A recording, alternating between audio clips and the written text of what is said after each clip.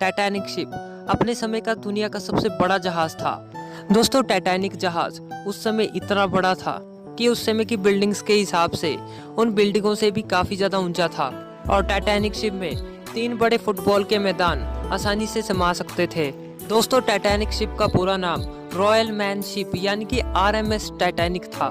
दोस्तों, Titanic ship को इस तरह डिजाइन किया गया था कि 2224 से भी ज्यादा लोग इस बड़े जहाज में यात्रा कर सकते थे। दोस्तों, टाइटैनिक जहाज अपने आप में ही अटलांटिक ओशन में बसा एक छोटे से शहर की तरह लगता था। दोस्तों, टाइटैनिक जहाज की सबसे खास बात तो ये थी कि ये दुनिया का सबसे तेज चलने वाला जहाज था और टाइटैनिक में जो सीटी लगी हुई थी उसे 15 किलोमीटर दूर तक सुना जा सकता था। दोस्तों, टाइटैनिक को बनाने का जिम्मा व्हाइट स्टार लाइन कंपनी ने लिया था, जो कि एक ब्रिटिश शिपिंग कंपनी थी।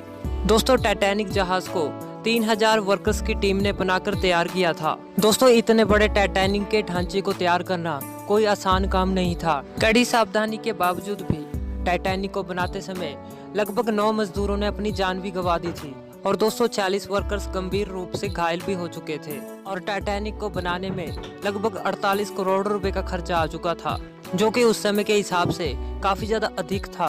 दोस्तों, टाइटैनिक की लंबाई 882 फीट थी और 92 फीट ये चौड़ा था और टाइटैनिक की ऊंचाई 175 फीट थी और 46,312 टन वजनी ये विशाल जहाज था। दोस्तों, टाइटैनिक में कुल 10 मंजिला डिब्बे थे, जिसमें से 8 डिब्बे पैसेंजर्स के लिए मौजूद थे। दोस्तों, टाइटैनिक में कुल 4 चिमनियां लगाई गई थी, जिसमें काम सिर्फ 3 ही करती थी और चौथी चिमनी टाइटैनिक की सजावट और जहाज की वेंटिलेशन के लिए लगाई गई थी। दोस्तों, टाइटैनिक को बनाने वाली कंपनी व्हाइट स्टार लाइन का कहना था कि ये कभी न डूबने वाला जहाज है, लेकिन ये किसे मालूम था कि टाइटैनिक जैसा विशाल जहाज कभी पानी में डूब भी सकता है। टाइटैनिक दुनिया का सबसे बड़ा और मजबूत जहाज, जो कि कभी न डूबने वाला जहाज था, आखिर कैसे पानी में डूब सकता था? आखिर उस रात ऐसा क्या हुआ था जिससे कि टाइटैनिक डूब गया? जानेंगे आज के इस एपिसोड में। दोस्तों, टाइटैनिक को बनाने का काम 31 मार्च 1909 को बेलफास्ट के हरलैंड एंड वोल्फ शिपयार्ड में शुरू हो चुका था। दोस्तों, टाइटैनिक के साथ 2 और जहाजों का भी निर्माण किया जा रहा था, जिसमें से एक RMS ओलंपिक था। दोस्तों, टाइटैनिक और ओलंपिक जहाज दिखने में बिल्कुल एक जैसे ही थे। हालांकि ओलंपिक शिप का निर्माण टाइटैनिक से भी पहले 16 दिसंबर 1908 को शुरू हुआ था। दोस्तों, टाइटैनिक को बनने में कुल 3 साल का समय लग गया था और टाइटैनिक को बनाने में उस समय की सबसे एडवांस टेक्नोलॉजी का भी इस्तेमाल किया गया था।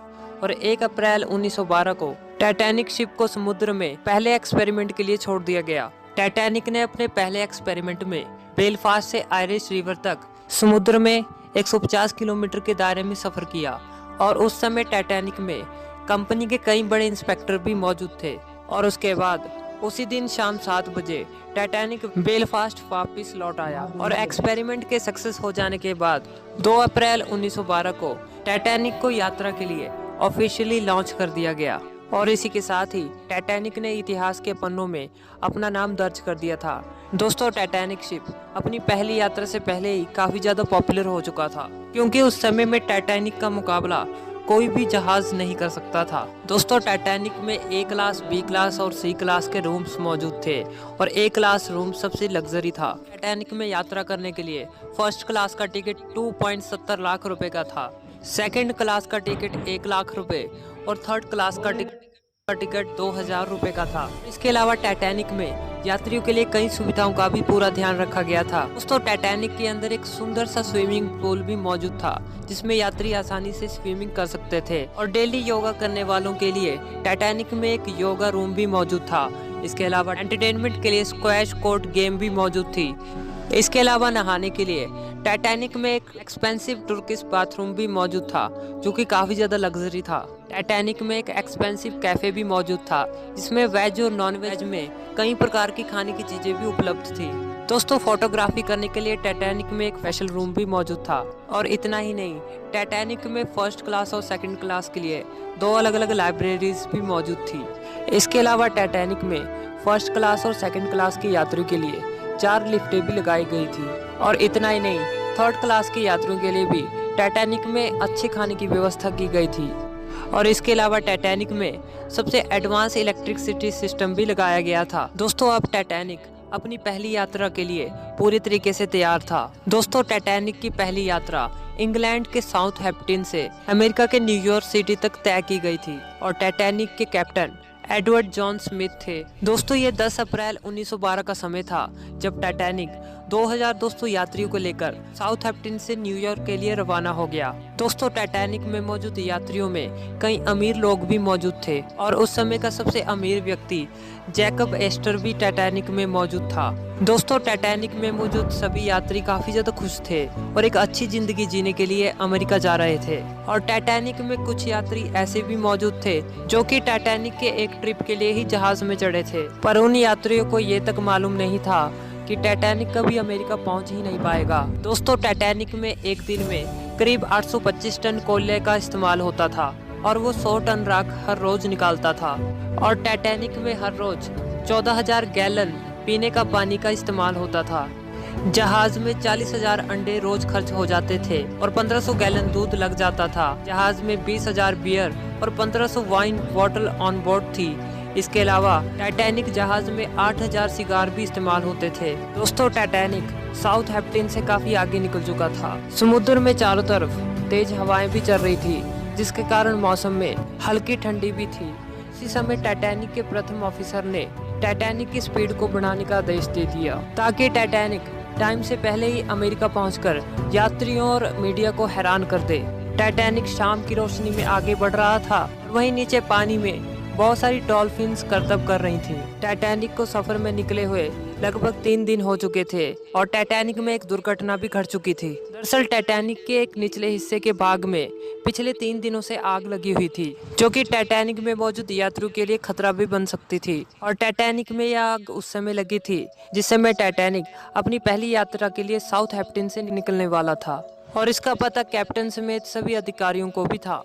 परंतु इसके बावजूद भी यात्रियों को इसकी जानकारी नहीं दी गई, क्योंकि अगर ऐसा किया जाता तो टाइटैनिक की यात्रा को रद्द करना पड़ता और टाइटैनिक के सारे टिकट्स पहले ही बिक चुके थे, जिससे कि कंपनी को भारी नुकसान उठाना पड़ता, जिससे कि टाइटैनिक के इस बड़े खतरे को नजरअंदाज कर दिया गया और टाइटैनिक को अपनी पहली यात्रा के लिए रवाना कर दिया गया। दोस्तों, हालांकि 4 दिन तक टाइटैनिक का सफर बिल्कुल अच्छा गया और टाइटैनिक में मौजूद यात्री भी काफी ज्यादा खुश थे, क्योंकि लोगों को उस समय सबसे लग्जरी जहाज में यात्रा करने का मौका मिल रहा था। और 5वें दिन टाइटैनिक अटलांटिक महासागर की ओर तेजी से बढ़ रहा था। 14 अप्रैल 1912 को रविवार की रात में समुद्र में काफी शांति थी और आसमान में चांद भी मौजूद नहीं था। चांद न होने पर आसमान में घना अंधेरा होने की वजह से टाइटैनिक के कैप्टन को सामने की तरफ दूर का कुछ भी साफ दिखाई नहीं दे रहा था और जहाज के सामने की ओर देखने के लिए टाइटैनिक में दूरबीन भी मौजूद नहीं थी। हालांकि दूरबीन तो मौजूद थी, लेकिन वो लॉकर में बंद थी और उस लॉकर की चाबी जहाज के पुराने अधिकारी के पास थी, जिसे ऐन मौके पर रिप्लेस कर दिया था, जिससे कि वो अधिकारी लॉकर की चाबी देना भी भूल गया था। हालांकि टाइटैनिक के आइसबर्ग से टकराने से पहले टाइटैनिक के कैप्टन को कुल 6 चेतावनियां भी दी गई थी कि टाइटैनिक के रास्ते में कई बड़े बर्फ के टुकड़े मौजूद हैं, जिससे टाइटैनिक कभी भी टकरा सकता है।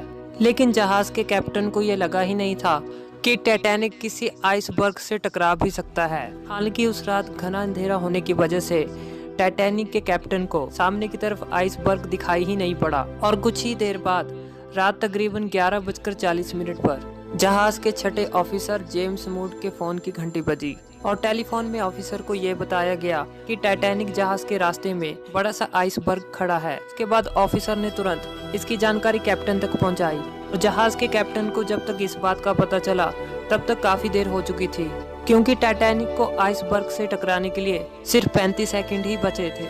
जानकारी मिलते ही टाइटैनिक जहाज की पूरी टीम एक्शन में आ गई और उसके बाद क्वार्टर मास्टर रॉबर्ट हिटलेज ने जहाज को बाईं तरफ मोड़ने और इंजन को बंद करने का आदेश दे दिया था और साथ ही जहाज के ऑपरेटर्स को टाइटैनिक को तेजी से पीछे लेने का भी आदेश दिया। लेकिन जहाज के तेज रफ्तार होने की वजह से जहाज को पीछे की तरफ लेना और उसे मोड़ना लगभग नामुमकिन हो चुका था और उस समय जहाज के रडार में भी गड़बड़ी आ चुकी थी। उस रात टाइटैनिक जहाज 39 किलोमीटर प्रति घंटे की रफ्तार से काफी तेजी से आइसबर्ग की ओर बढ़ता जा रहा था और कुछ ही सेकंड्स में टाइटैनिक आइसबर्ग से टकरा गया। टाइटैनिक आइसबर्ग से उस हिस्से से जा टकराया जहां पर टाइटैनिक के निचले भाग में पहले ही आग लगने की वजह से सारा मेटल कमजोर हो चुका था। जिसके कारण टाइटैनिक के निचले हिस्से में आइसबर्ग से टकराते ही छेद होना शुरू हो गए, जिससे कि टाइटैनिक के निचले कमरों में धीरे धीरे करके पानी भरना शुरू हो गया। उस समय टाइटैनिक में मौजूद सभी यात्री लगभग सो रहे थे, जिसके कारण कुछ यात्रियों को यह पता ही नहीं चला कि टाइटैनिक आइसबर्ग से टकरा गया है। टाइटैनिक के निचले हिस्से में पानी भरना शुरू हो चुका है। हालांकि उसके बाद टाइटैनिक में मौजूद ऑफिसर्स ने सोए हुए सभी यात्रियों को जगाया और उन्हें लाइफ बोट की ओर तुरंत जाने के लिए कहा। जैसे ही यात्री को ये पता चला कि टाइटैनिक के निचले रूम्स में पानी भरना शुरू हो चुका है, तब यात्री नीचे से जहाज के ऊपर की ओर भागने लगे। दोस्तों, वैसे तो हर एक जहाज में यात्रियों की सुरक्षा के लिए 40 लाइफ बोट का होना जरूरी होता है, लेकिन हैरानी की बात तो ये थी कि टाइटैनिक जहाज में सिर्फ 20 ही लाइफ बोट मौजूद थी, क्योंकि टाइटैनिक को कभी न डूबने वाला जहाज माना गया था। टाइटैनिक में मौजूद सभी ऑफिसर्स तुरंत यात्रियों को लाइफ बोट से बचाने के लिए जुट चुके थे। दोस्तों, जहाज के प्रोटोकॉल के अनुसार महिलाओं और बच्चों को लाइफ बोट में पहले पहुंचाया जा रहा था, और यही एक कारण था कि उस समय सबसे ज्यादा मरने वालों की संख्या पुरुषों की थी। दोस्तों, वैसे तो हर एक लाइफ बोट में 67 सीटें मौजूद थी, परंतु पहली लाइफ बोट में सिर्फ 24 लोगों को ही बचाया जा सका, क्योंकि बाकी लोगों को ये लगा ही नहीं था कि टाइटैनिक जहाज डूबने वाला है। दोस्तों, उस समय 16 लाइफ बोट्स का इस्तेमाल करने में कुल 80 मिनट का समय लग गया था। दोस्तों, टाइटैनिक जहाज में म्यूजिकल बैंड वाले भी मौजूद थे और वो टाइटैनिक के डूबने तक लगातार म्यूजिक बजाते रहे, ताकि डूबते हुए टाइटैनिक में मौजूद सभी लोगों को हौसला मिल सके। लेकिन दुख की बात तो ये है कि टाइटैनिक में मौजूद किसी भी म्यूजिक बजाने वाले को बचाया नहीं जा सका,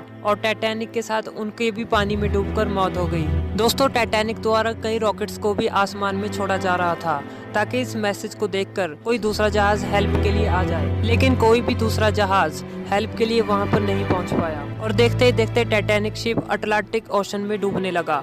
दोस्तों, टाइटैनिक के आगे का हिस्सा धीरे धीरे पानी के अंदर जाने लगा और इसके पीछे का हिस्सा पानी के तल से ऊपर उठने लगा, और अधिक भार होने की वजह से टाइटैनिक के बीच से 2 हिस्से हो गए, और 15 अप्रैल को ठीक रात 2:20 में 3 घंटे के अंदर टाइटैनिक अटलांटिक ओशन की गहराइयों में समा गया, और इसी के साथ ही 1500 लोगों ने अपनी जान गंवा दी थी। हालांकि ज्यादातर यात्रियों को लाइफ जैकेट्स भी दी गई थी, लेकिन उस रात अटलांटिक महासागर में जमा देने वाली ठंड थी, जिसके कारण अटलांटिक महासागर का पानी का टेम्परेचर -2 डिग्री तक पहुंच चुका था, जिससे लोगों के पानी में डूबते ही तकरीबन 10 मिनट के अंदर उनकी मौत हो गई।